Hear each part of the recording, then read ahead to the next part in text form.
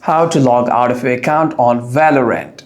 Inside the Valorant app or the website, you'll be able to inside the Valorant's homepage, you'll be able to see an settings option at the top right of your screen. You want to simply tap on settings.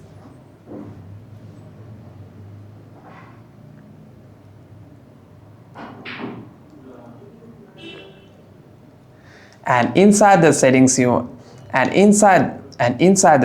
want to scroll down all the way from here.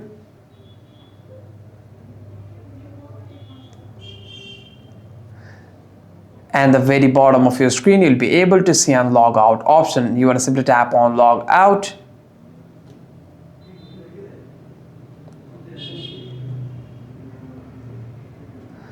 After that, a logout pop-up will appear. You want to simply tap on confirm, and by doing so you'll be